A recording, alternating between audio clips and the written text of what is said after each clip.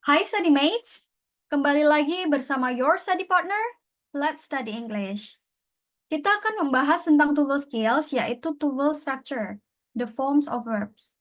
Bahan pembelajaran ini dibiayai oleh donatur Let's Study. Nah, saya berharap melalui konten pembelajaran ini teman-teman bisa lebih paham tentang tuval dan bisa meraih target skor yang diharapkan.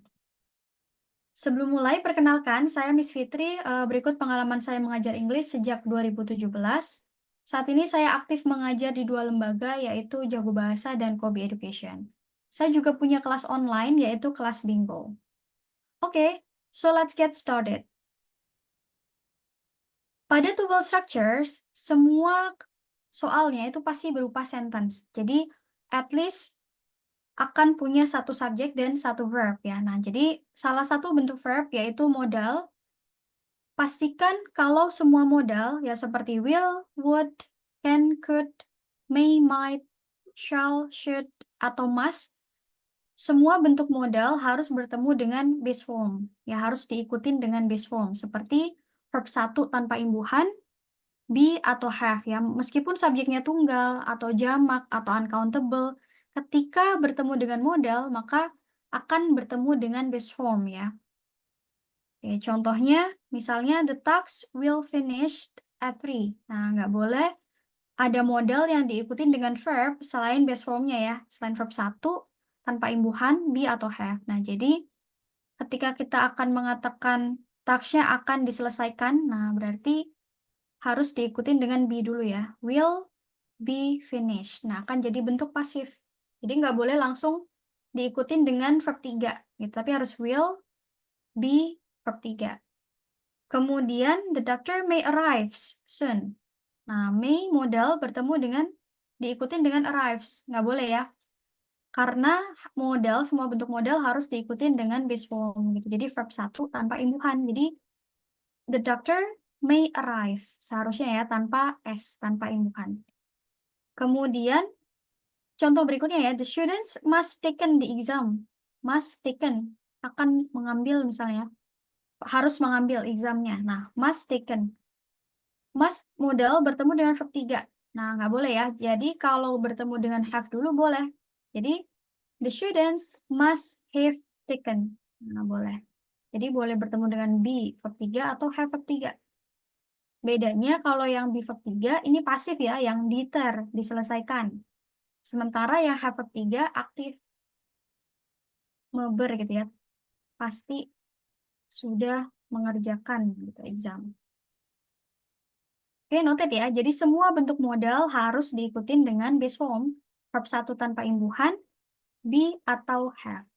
Meskipun subjeknya tunggal ya atau jamak. Jadi nggak akan menjadi kayak must, has. Nggak boleh.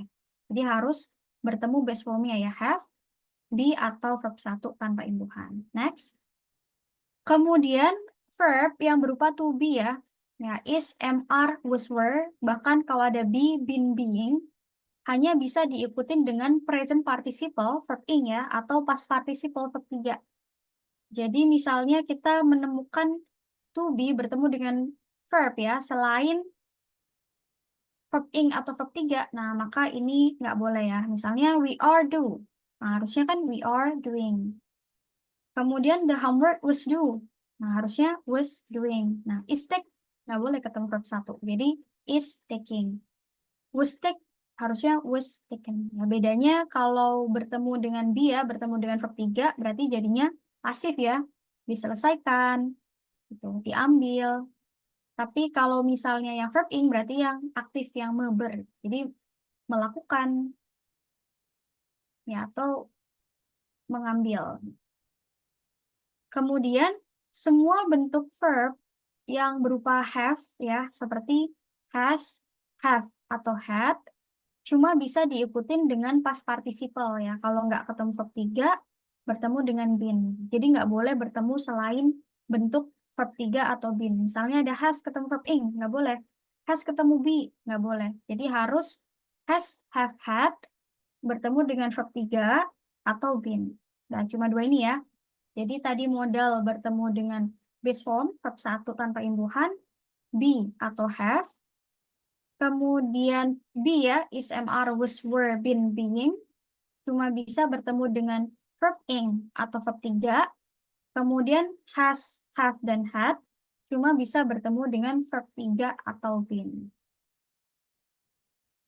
Oke, kita coba ya exercise-nya. Coba teman-teman perhatikan kalimat berikut. Nah, ini sudah tepat atau belum terkait kesesuaian bentuk verbs-nya ya. Oke, coba kerjakan ya 1 menit. Habis itu kita bahas bareng-bareng.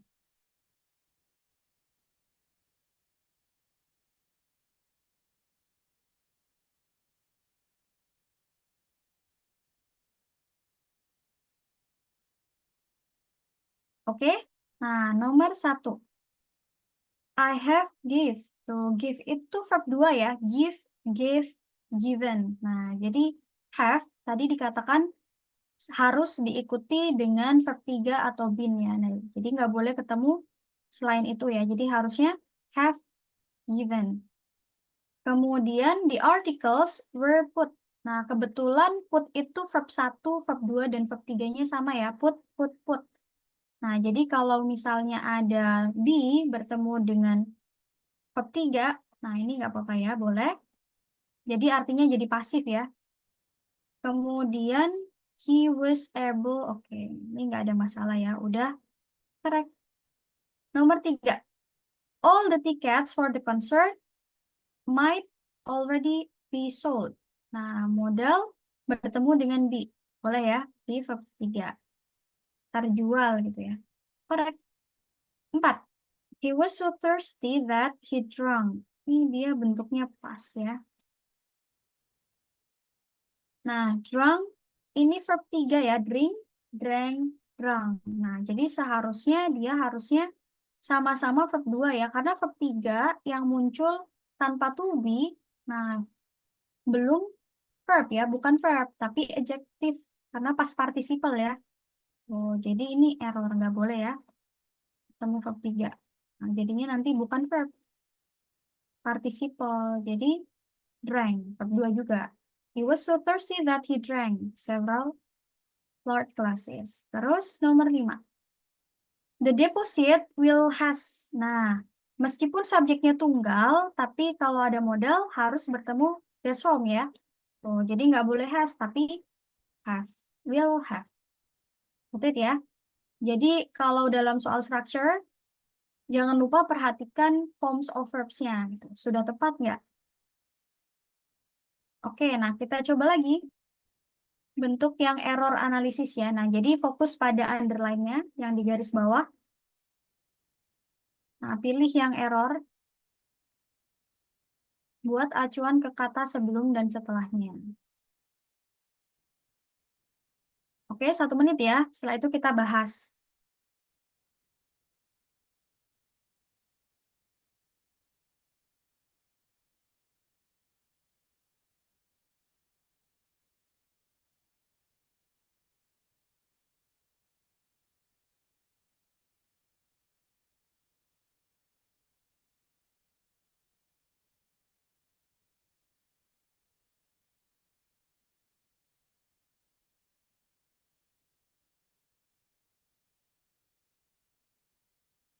Perhatikan bentuk verbs-nya ya. Oke, kita bahas bersama ya. Yang nomor 1, Alice in Wonderland, first published in, ini participle ya, penjelas, ini past participle, dipublish di tahun 1865. Nah, has since, karena subjeknya Alice in Wonderland kan tunggal, jadi verbnya udah bener ya pakai has. Kemudian, nah, tapi has since being. Ingat, has, have, had, cuma bisa bertemu verb 3 atau been ya, jadi nggak boleh ketemu dengan being. Nah, seharusnya been. Nomor 2, the Peace Corps was established on. Be bertemu dengan verb 1. Nggak boleh ya, be itu cuma bisa bertemu dengan, diikutin ya, dengan verb ing atau verb 3. Gitu, tergantung aktif atau pasif. Karena ini dibangun, nah jadi seharusnya established ya, didirikan. Kemudian nomor 3, The advisor told him, oke, bisa ya bentuk verb 2, while listening, while bertemu verb ing, bisa, while listening to the speech, that a dozen other reporters would has. Nah, ini ada modal would, tapi bertemu dengan has. Nggak boleh ya, jadi would itu semua modal harus bertemu dengan base form. Have. Nggak peduli subjeknya tunggal, jamak, atau uncountable. Kemudian, 4. At the start of the American Revolution, at, lanterns were hung. Hung itu verb 3 ya, jadi boleh bertemu dengan verb 3. Were hung in, ya digantung. As a signal that the British were came to to be harus bertemu dengan verb ing atau verb 3. Jadi dilihat aktif atau pasif. Karena ini datang tiba gitu ya, berarti kita akan menggunakan verb ing ya. So, were coming. Kemudian nomor 5. The idea of using, setelah preposisi bertemu verb ing, oke. Pure nicotine to help smokers stop. Help smokers stop. Ini kausatif ya, help smokers stop. Was first tries. Nah, was ya bertemu dengan tries verb 1. Nggak bisa ya, kalau nggak ketemu verb ing ya verb 3. Kita lihat meber atau deter, karena ini dicoba. Nah, berarti kita akan menggunakan verb 3 ya. Was first tried.